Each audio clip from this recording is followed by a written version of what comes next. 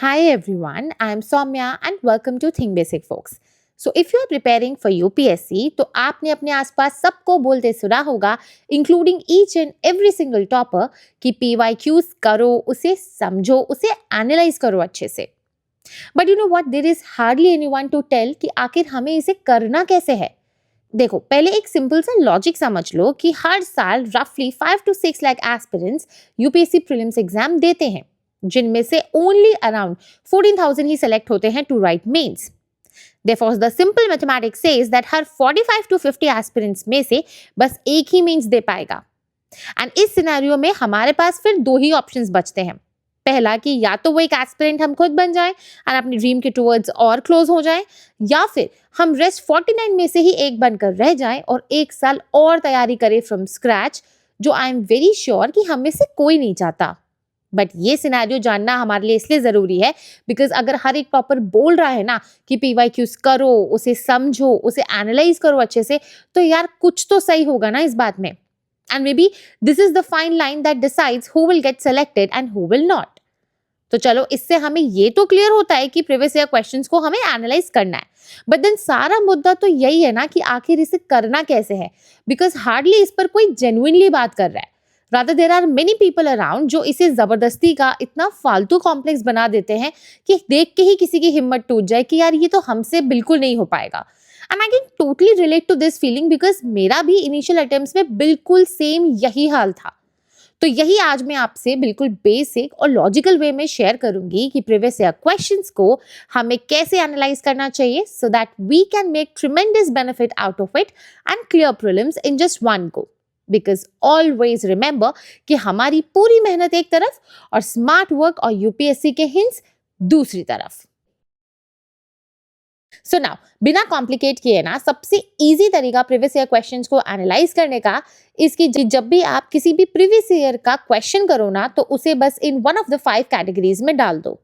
That is the first unconventional or the independent questions, second direct questions, third options and statement questions, fourth language pattern of the questions and the fifth repeated themes question. अब मेरे साथ बहुत ध्यान से इन एक एक categories को समझो, ठीक है? So now starting with the first category, that is the unconventional या independent questions. अब ये होता क्या है? देखो, हर साल पेपर में ना कुछ क्वेश्चंस होते हैं जिनका कोई सिर पैर नहीं होता. बहुत रैंडमली ये क्वेश्चंस पूछे जाते हैं एंड 99% एस्पिरेंट्स इन्हें देखकर स्किप कर देते हैं एट वंस इनके बारे में, क्योंकि हमें ज्यादा कुछ आइडिया नहीं होता. So what we think is कि अगर हम इस क्वेश्चन को अटेम्प्ट करेंगे ना तो पक्का हमारा आंसर गलत हो जाएगा, एंड इसी डर से वो क्वेश्चन को पढ़ने में भी इंटरेस्टेड नहीं होते.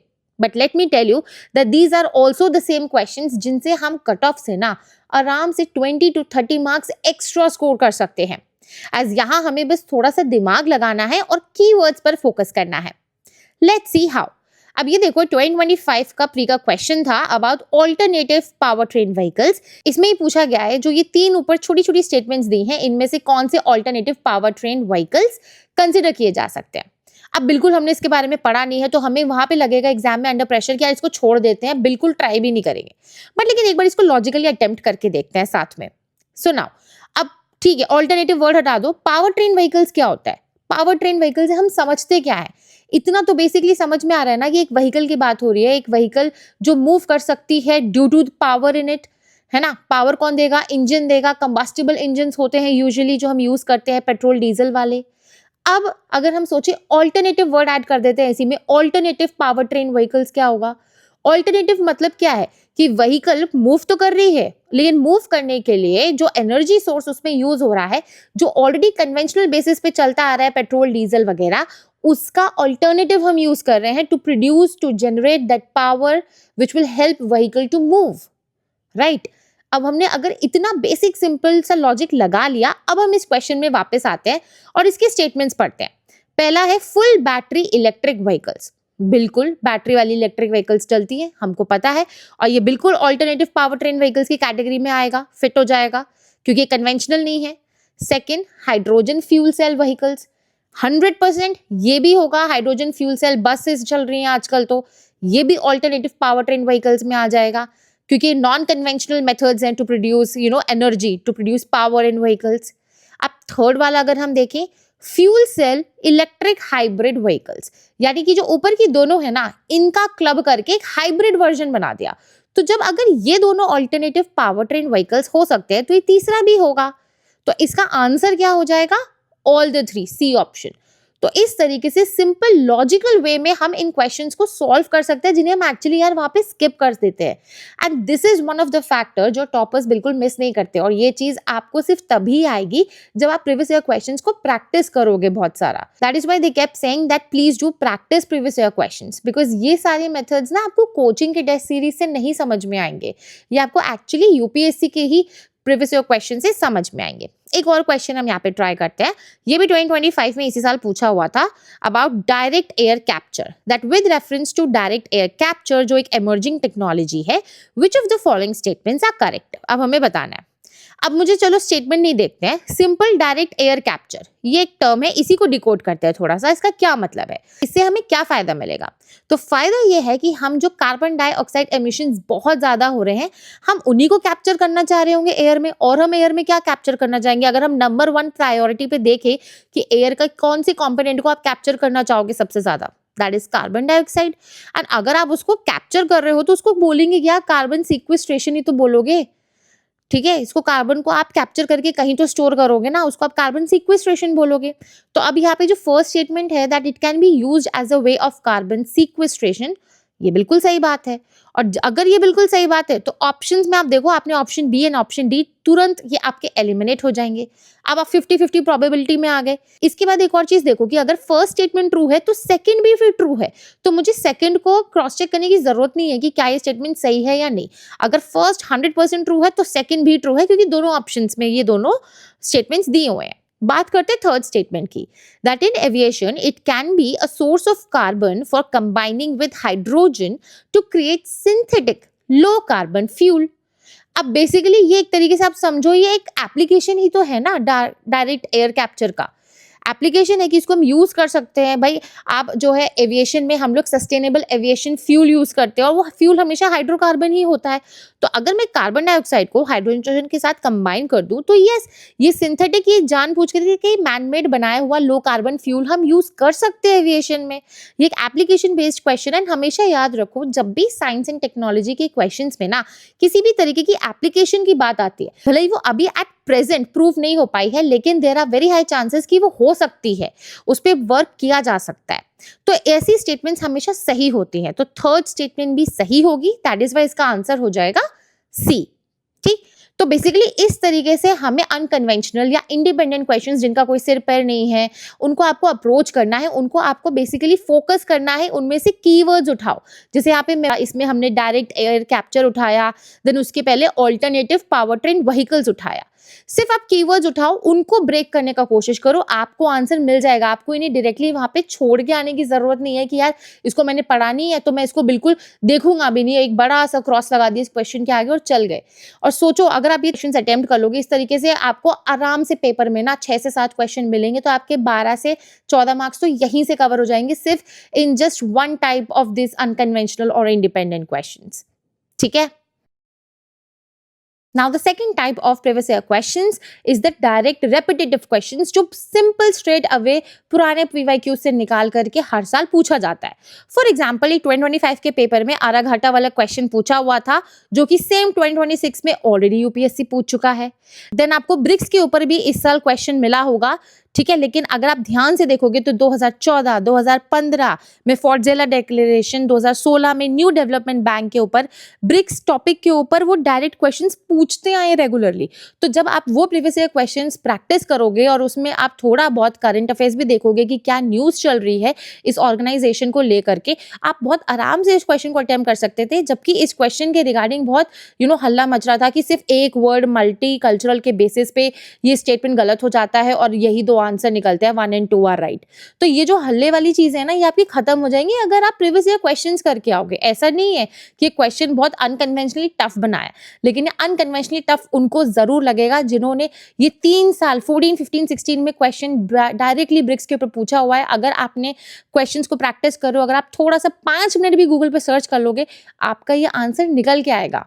ठीक है। एक और क्वेश्चन हम देखते हैं 2025 में, अगेन ये सेल्फ रिस्पेक्ट मूवमेंट के ऊपर डायरेक्ट क्वेश्चन पूछा हुआ था और ये सेम क्वेश्चन 2019 में इस तरीके से पेयर्स वाले क्वेश्चन में ऑलरेडी पूछा जा चुका है। एंड सेम इज एक और क्वेश्चन चलो देखते हैं 2024 का, ये फ्यूल सेल इलेक्ट्रिक व्हीकल्स के ऊपर क्वेश्चन था। That is which of the following is the exhaust pipe emission from fuel cell electric vehicles powered by hydrogen.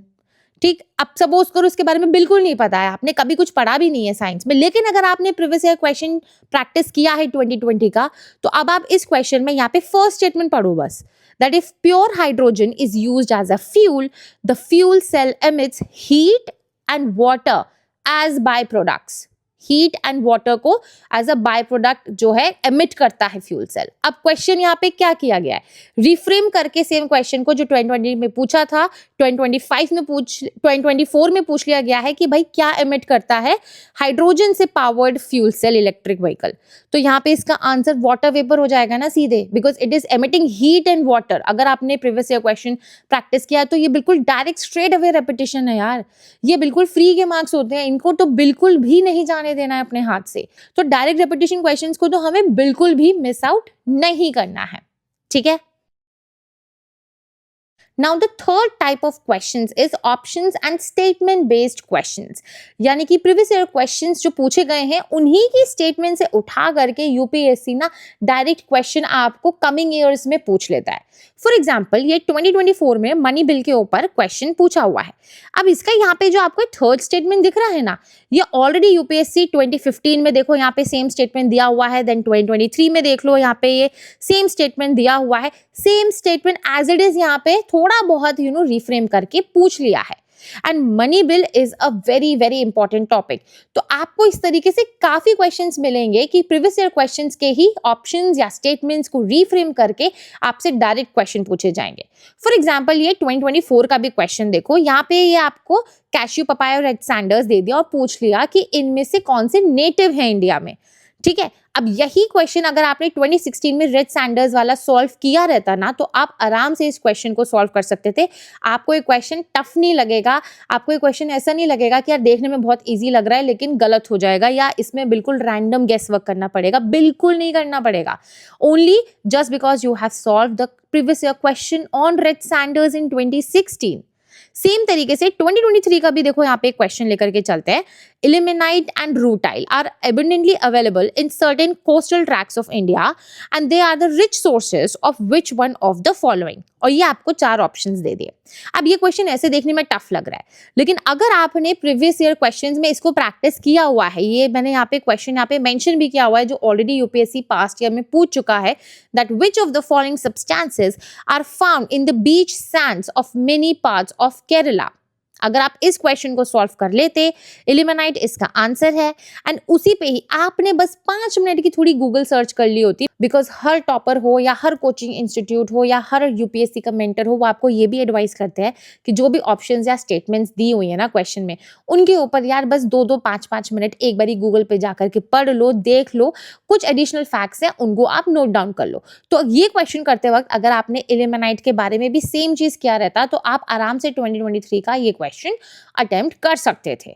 So this is the entire purpose of this video कि आपको समझ में आए कि यार बिल्कुल सिंपल चीजें हैं, ये कोई बहुत डिफिकल्ट नहीं है, ये कोई बहुत कॉम्प्लेक्स नहीं है जितना हमें सोचने में लगता है कि यार कैसे एनालाइज करेंगे, इतने सारे क्वेश्चन हैं और पता नहीं अजीब गरीब तरीके से एनालिसिस यूट्यूब वीडियोस में समझाई जाती हैं। प्लीज इन सब चीज़ों में मत फंसो यार, जबरदस्ती चीज़ों को कॉम्प्लेक्स बना करके उसके कोर्स बेचे जा रहे हैं, उन सब ट्रैप में मत फंसो। सिंपल ये चीज़ जो मैं बता रही हूँ इसको करके देखो, you will feel the difference yourself, ठीक है।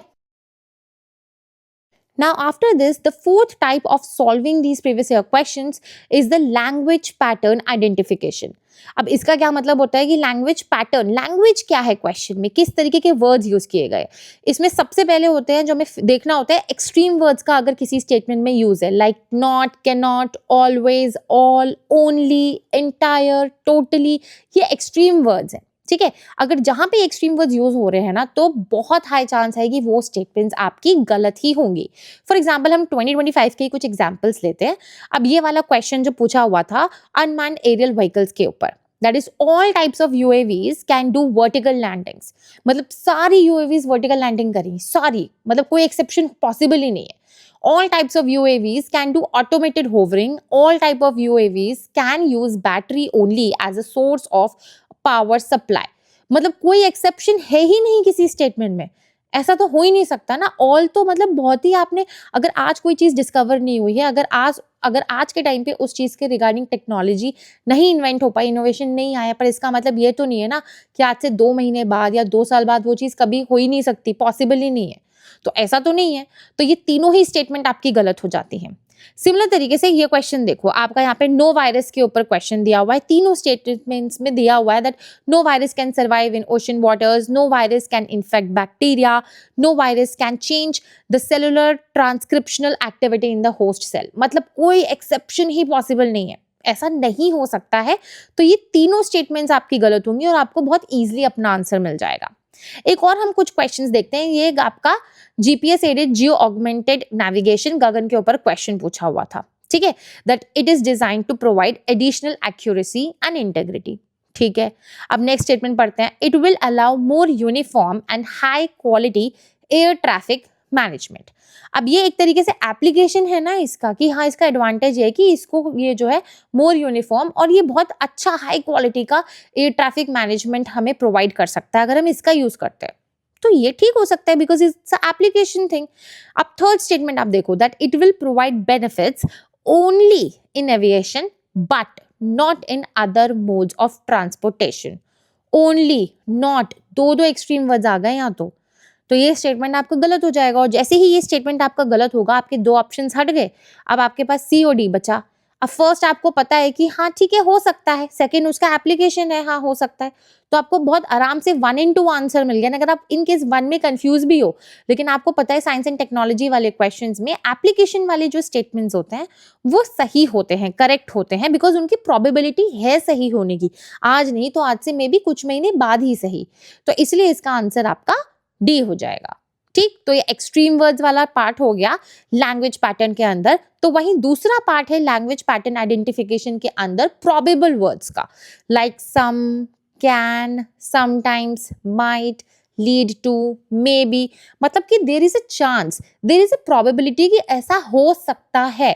तो जब मैं आपको साइंस एंड टेक के क्वेश्चंस के लिए बोल रही हूँ कि अगर एप्लीकेशन आज नहीं बनी है उस चीज़ की, लेकिन कुछ टाइम बाद बन सकती है, ऐसे क्वेश्चन सही होते हैं। तो बेसिकली कहने का मतलब ये है कि ऐसी जितनी भी स्टेटमेंट्स है जिसमें इस तरीके की कोई प्रोबेबल वर्ड्स कि जहाँ पे हमें समझ में आ रहा है कि हाँ यार एक चांस तो है कि ऐसा हो सकता है, तो वो स्टेटमेंट्स आपकी सही होती है। फॉर एग्जाम्पल हम 2025 का ही ये क्वेश्चन लेते हैं। ये आपका COP28 के ऊपर क्वेश्चन पूछा हुआ था। दैट फर्स्ट स्टेटमेंट ये है कि COP28 में India refrain from signing the declaration on climate and health. ठीक है, ओके। देन सेकंड स्टेटमेंट आपका क्या है? COP28 declaration on climate and health is a binding declaration and if signed it becomes mandatory to decarbonize health sector। mandatory extreme word हो गया, यानी ये statement गलत हो सकती है। देन थर्ड स्टेटमेंट अगर आप देखो, if India's health sector is decarbonized the resilience of its healthcare system may be compromised। may be probable है, चांस है कि भाई कॉम्प्रोमाइज हो जाएगा अगर हम हेल्थ सेक्टर को पूरी तरीके से डिकार्बोनाइज कर देंगे। तो ये मे भी है, इसको हम सही मानेंगे, सेकंड स्टेटमेंट को हम गलत मानेंगे और बहुत आराम से हमें अपना आंसर मिल जाएगा, चाहे एक बार में क्वेश्चन पढ़ने में आपको कितना ही टफ क्यों ना लगे। एक और हम क्वेश्चन देखते हैं, ये 2023 का क्वेश्चन है मशरूम्स के ऊपर। That some mushrooms have medicinal properties, some mushrooms have psychoactive properties, some mushrooms have insecticidal properties and some mushrooms have bioluminescent properties। अब ये क्वेश्चन देख के तो आपको रैंडमली यही फील होगा कि यार ये क्या पूछ दिया इन्होंने, मशरूम वाला टॉपिक के ऊपर ऐसे कौन इतना डेप्थ में पूछता है। अब इसी क्वेश्चन के ऊपर ना पूरे 100 क्वेश्चन हैं, लेकिन इस क्वेश्चन को डिस्कस किया जाएगा कि यार ये बताओ मशरूम का क्वेश्चन पूछ दिया। अरे तो दिमाग तो लगाओ ना, थोड़ा सा ब्रॉडली सोचो, that there is always a chance. अभी डिस्कवर नहीं हुआ है तो आगे डिस्कवर हो जाएगा। ये सारी स्टेटमेंट सही है, इसका आंसर ऑल 4 है। ठीक है, तो आई होप आप कनेक्ट कर पा रहे होगे। तो मैं एक्सप्लेन कर रही हूँ चीजों को कि लैंग्वेज पैटर्न में 2 पार्ट्स होते हैं, एक एक्सट्रीम वर्ड्स के और एक प्रोबेबल वर्ड्स के। प्रोबेबिलिटी वाले सही होते हैं एंड एक्सट्रीम वर्ड्स वाले जनरली गलत होते हैं। एंड अब अगर आपके माइंड में ये डाउट आ रहा है कि यार ये तो जरूरी नहीं है ना, कभी ये चीज गलत भी हो सकती है, तो बिल्कुल सही बोल रहे हो, ये चीज बिल्कुल गलत हो सकती है। लेकिन वो गलत को फिगर आउट आप कैसे कर पाओगे? वो आप कर पाओगे जब आपने लास्ट 25 ईयर्स के प्रीवियस ईयर क्वेश्चंस प्रैक्टिस किए हुए हैं, आपको अपने आप इंट्यूशन आएगा यार, आपको अपने आप समझ में आएगा। ये चीज़ मैं आपको ना यहाँ पे डेमो देके नहीं समझा सकती हूँ, बिकॉज़ ये चीज़ जब आपने खुद में मेहनत की है ना, ये चीज़ आपको तब अपने आप रियलाइज़ होती है। आपका अपने आप दिमाग, आपका अपने आप अप्रोच उस तरीके से सेट होता है, जहाँ पे आप फिगर आउट कर सकते हो कि यहाँ यूपीएससी शायद ट्रैप करने की कोशिश कर रहा है, ये वाला स्टेटमेंट ज़रूर गलत होगा।